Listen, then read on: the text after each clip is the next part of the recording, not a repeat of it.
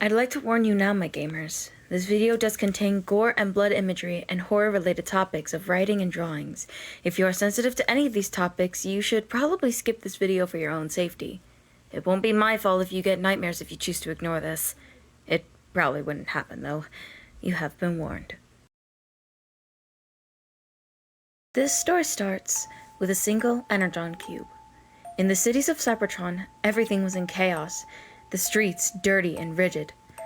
The buildings always destroyed and empty now. Cybertronians were in a panic to survive, but the team on Earth didn't know that, or didn't know specifically what was going on. All they knew was that something was causing their area on Earth to crumble into shambles. The skies were a cloudy gray. The city was filled with an eerie silence and dread. All the humans inside Crown City had either evacuated or died in the events. What was happening was what everyone wanted to know. Nearly all the Cybertronians on Earth, mostly Decepticons and some sprinkled in Autobots, had caught something. An infection of sorts. Their bodies, twisted and deformed, starved and crazed for the taste of whatever infected them. But before this had started, things were fine, peaceful as ever. In fact, the team had split to cover more city and ground through Ground Bridge. Half stayed, half left, which unfortunately caused them to be separated for the time being. They weren't far, no. That wasn't the problem. It was the monsters that lurked around the forest, attacking anyone they spotted, tearing their limbs and feasting upon their energon. Optimus Prime had already suffered that fate when attempting to protect one of the team members, therefore resulting in his infection. The team supply unit was becoming scarce. Energon levels were becoming low. The energon stash slowly depleting in numbers. The team had started to ration energon consumption to minimize the chances of leaving the scrapyard, because the chances of coming back were lower than their energon supplies. This led to many of the team members to lose some weight. Never before had they ever had to ration out their food source, the very lively fluid of their bodily function. But in such a case, the leader, Lieutenant Bumblebee, took the case of this virus very seriously. No one was to patrol alone anymore. He didn't want anyone to scavenge unless absolutely necessary. No one was to leave, not even to search for Team 2, the other Autobots that were still out there, somewhere. No matter how much the team members begged and cried to allow Bumblebee to try and reach out to Team 2, each time he refused, acknowledging the dangers that lay beyond those rust-covered walls. Swift didn't take the accommodation well. For Drift, her best friend, was still out there with the others, potentially fighting for their very function out there.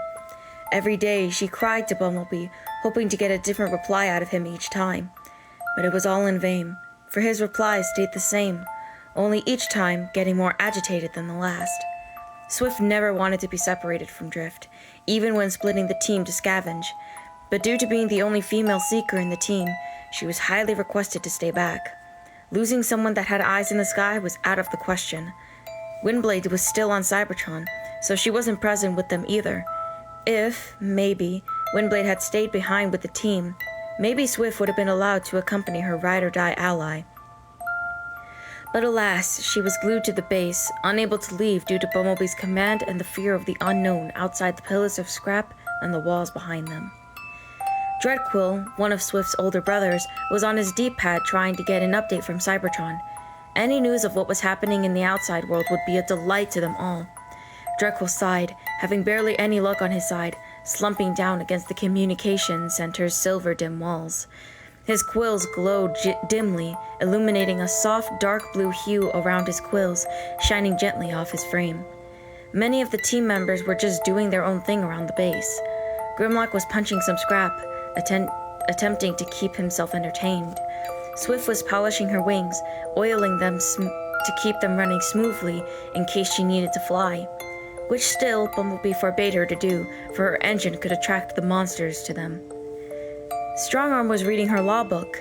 Even with her love for the law, she too felt empty with no longer being granted a solo patrol, or a patrol at that. Stormflare and Voidstrike, Swift's other older brothers, were making small talk in a way to try and lighten up their moods, though the small talk was more dead than the graveyard that had become of the once industrious city nearby.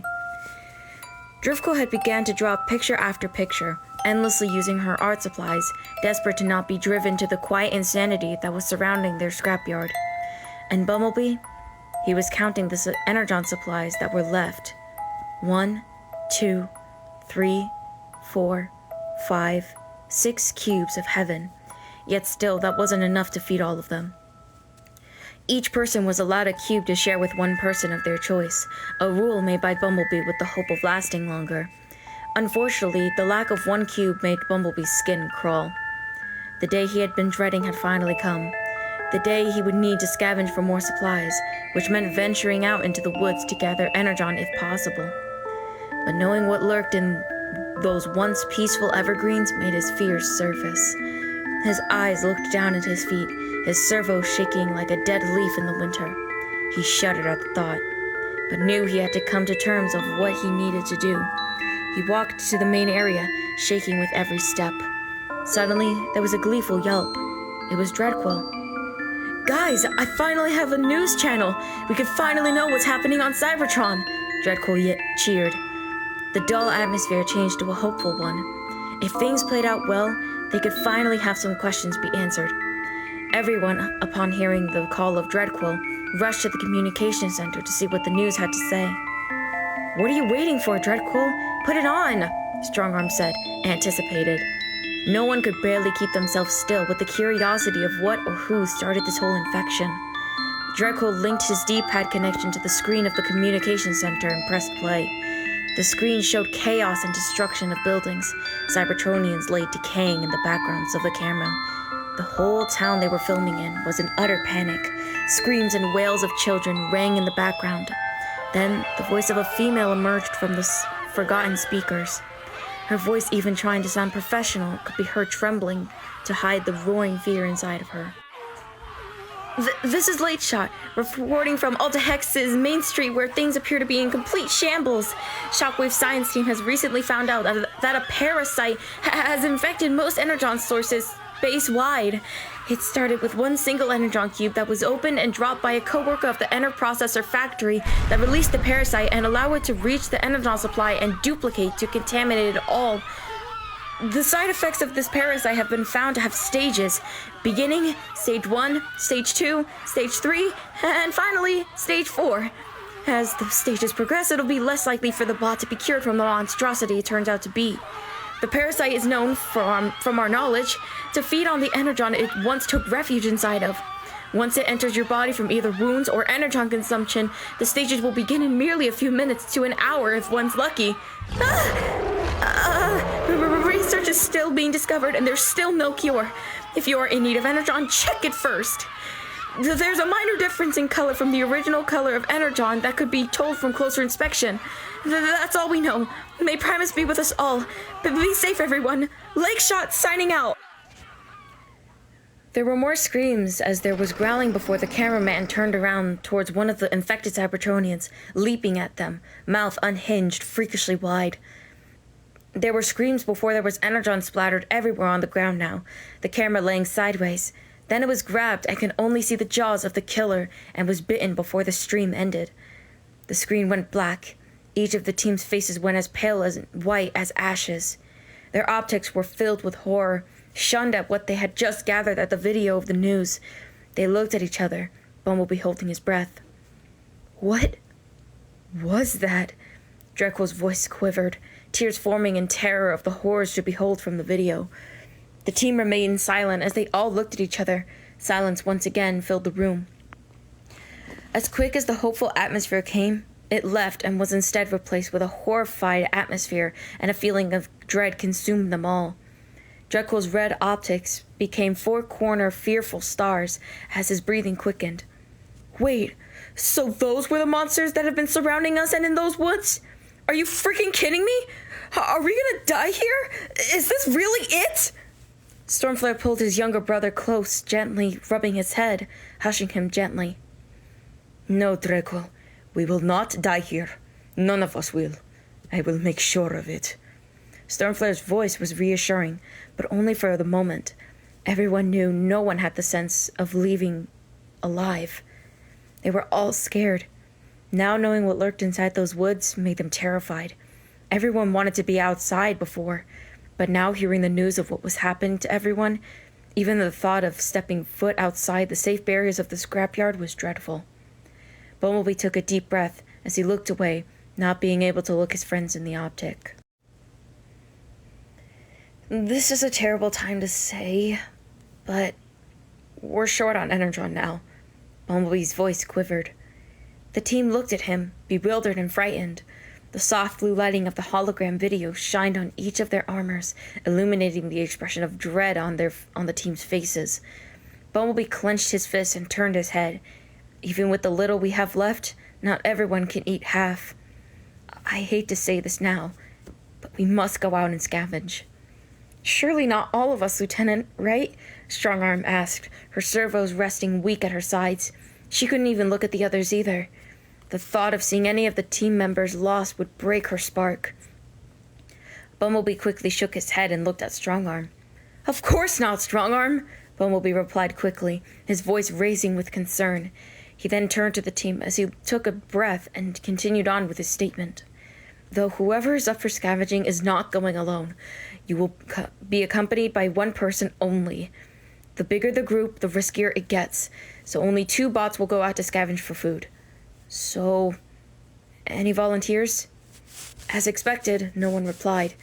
Everyone looked away in unison, in hopes Bumblebee wouldn't pick them. The only one that did not give any kind of reply was Voidstrike, mostly because he was paralyzed with this new fear unlocked, not for his safety, but for the others' safety, especially his younger siblings. Voidstrike was already undead, but there was no telling if he too could be infected by this parasite. It terrified him beyond any other near-death experience he's faced in the past.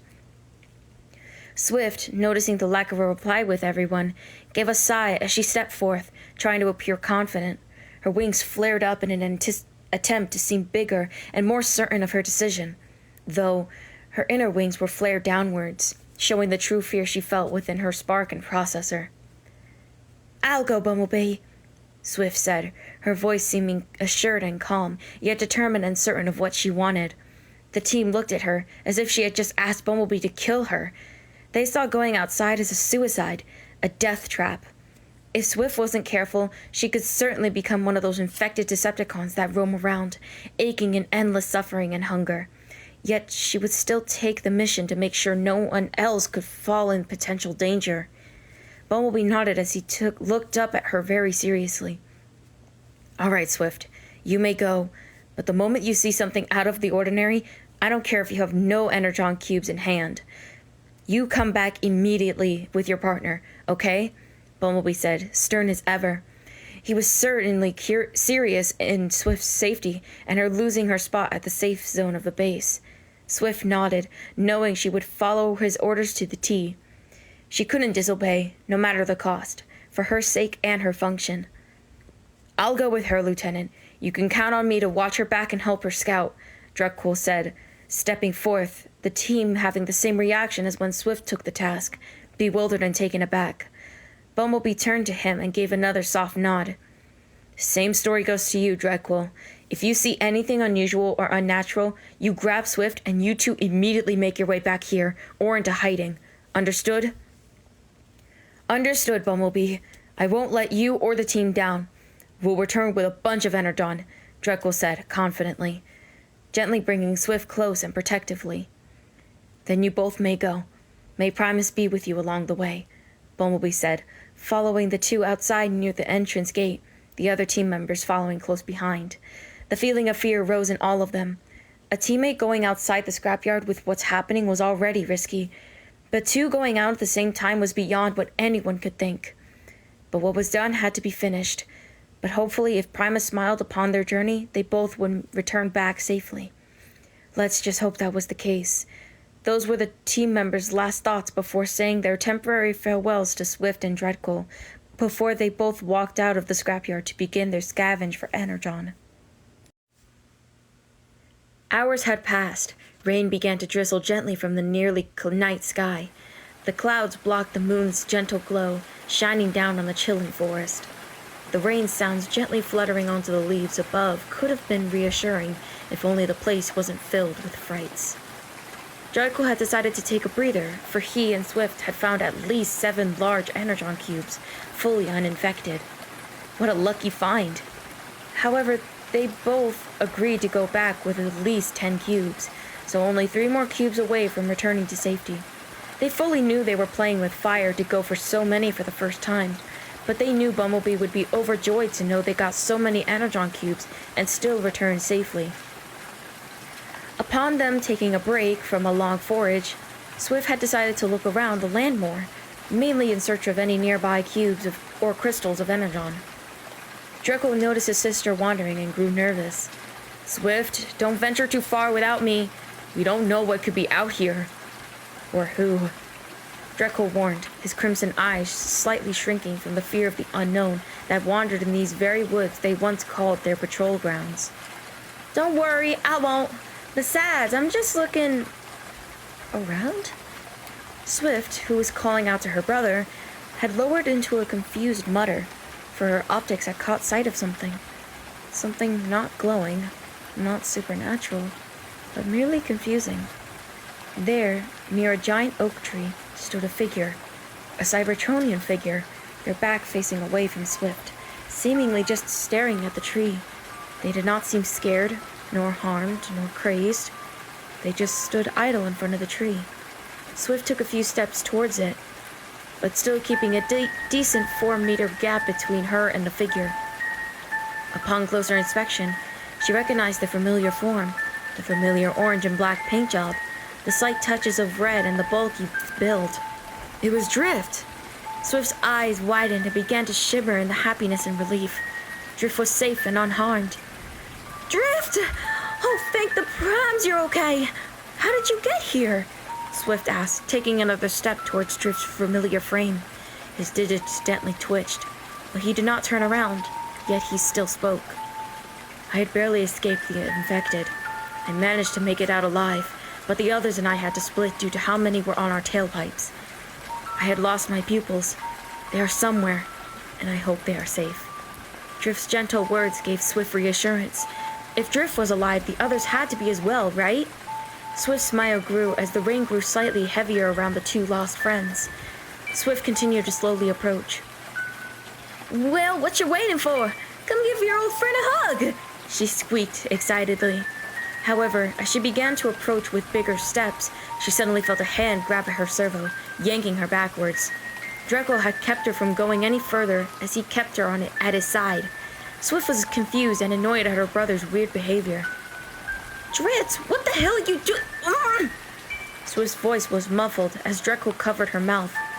His voice shook as he talked to her. "Sis, what the hell are you doing?" he said softly yet sternly, his hand being removed from Swift's mouth as he spoke. Swift groaned in annoyance as she looked up at her brother, who had continued to hold her unconditionally.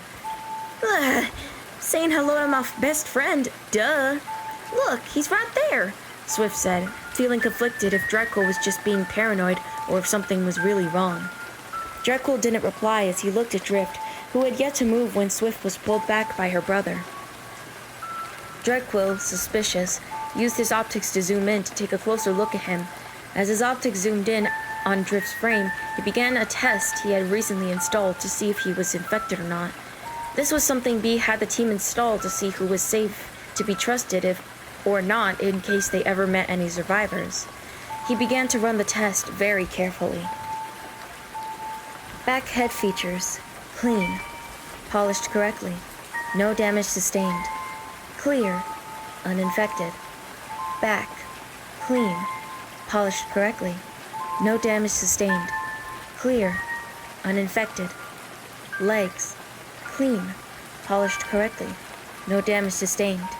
Clear, uninfected. Arms, clean, polished correctly, no damage sustained. Features of digits, changed, unnatural, black fingertips, paler than usual, infected. Draco paused, his optics shrinking. His hold on Swift grew weaker as his legs began to quiver, quills dimming in pure terror, the wind blowing against his frame only making him shiver thus more. Swift noticed this as she rolled her eyes, She assumed Dreadcool was just being untrusting and paranoid.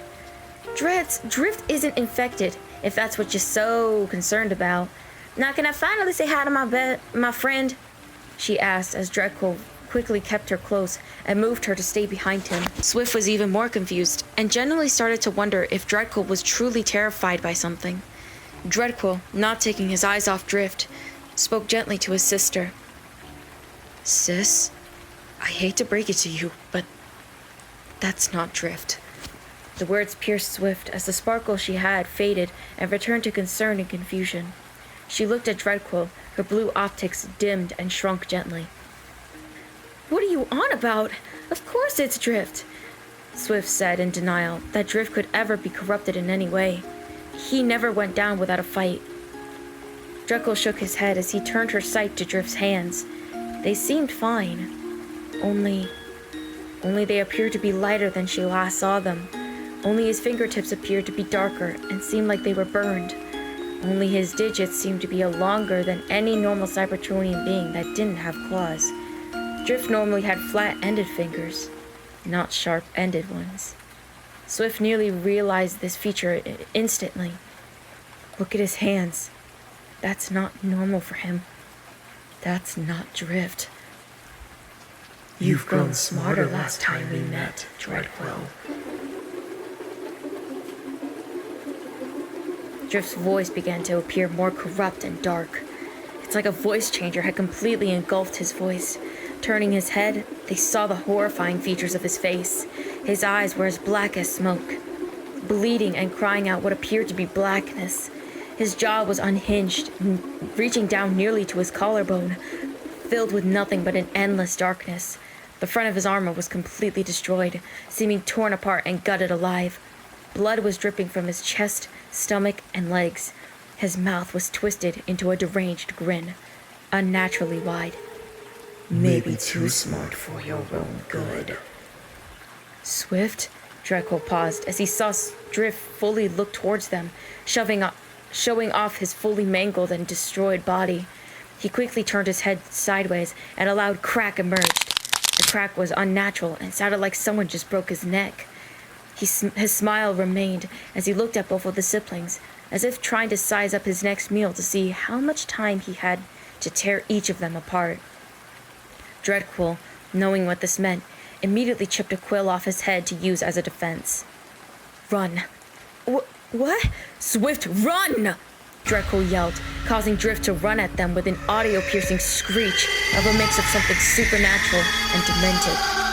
Dreadcool tried to defend Swift to let her get in her escape, but she couldn't move, only a few steps back. However, Dreadcool was quickly shoved aside as Drift wanted Swift as the first victim, seeing she was the easiest out of the two. Swift was tackled down first as she screamed, beginning to try and wrestle Drift off of her. Drift attempted to several times to bite at her, at different parts of her upper body, her head, her neck, her shoulder, any part he tried to latch his jaw onto. However, Swift held him back, not allowing him to bite or claw at her. Dreadcool got up as he stabbed the demented being in the back of the head, allowing the quill to stick. A loud shriek erupted from Drift's throat, one of pure pain and rage. Dreadcool used this as an opportunity to grab him and throw him off his sister. Dreadcool got atop the creature and proceeded to stab him multiple times in the head. Energon went everywhere, and onto him and the quill he was using. All of a sudden, Drift's head began to glitch, as if it was nothing but an illusion. But no, it glitched and showed part of Optimus's face. Then the body began to glitch, then the legs, then the arms. The illusion was soon down, as the disfigured creature wasn't Drift. It was Optimus. The voice also deformed, so now the cries of pain sounded more like a demented version of Optimus. Dreadcool had stopped due to the sudden shock of this realization. This gave Optimus the opportunity to shove Dreadcool off towards his sister and scurry into the darkness of the deeper part of the woods. As the rain continued, Swift and Dreadcool sat there for a few minutes extra, trying to process the events that had just occurred. They nearly just died to an illusion of all things, or some sort of shapeshifter, or whatever Optimus had become. Dreadcool and Swift were panting as they both looked at each other, optics wide open in fear. Dreadcool got up and offered a hand to Swift, which she took. You okay, Swift? Dreadcool asked as he helped his sister, who now had mud on her from being tackled down. Swift swallowed a gulp as she nodded gently and checked herself. Yeah, as okay as I can get after what just happened. Only some minor dents from the impact. You okay? She replied back, looking now back at her big brother, to which he replied with a short yet firm nod. The two looked towards the energon cubes Dreadcool had put down not far from where he was relaxing when he went to check on Swift. They glowed gently as the rain dripped softly off the cube containers the energon was held in, untouched and unscathed. Swift and Dreadcool looked at each other once more and seemed nervous. Want to keep this between you and I? Dreadcool asked gently, not wanting to get in trouble with Bumblebee because Swift disobeyed his orders by accident. Well, kinda. Absolutely, Swift replied shortly after as the two walked over to the cubes and agreed to make haste back to the base. They didn't care that they didn't reach their goals of 10 energon cubes. They were just happy to be alive. Though the team already knew what had happened to Optimus Prime, they'd have to tell the team soon what he has really become. That is, if the whole team lives long enough to know the truth of what had happened to them. But one thing's for sure, Swift and Dreadcool will not be scavenging for more energon anytime soon. Did my story end up giving you the chills? Let me know in the comments below. And also let me know if you'd want a part 2 so I can get started on it immediately. Thanks for watching, my gamers, and keep on gaming.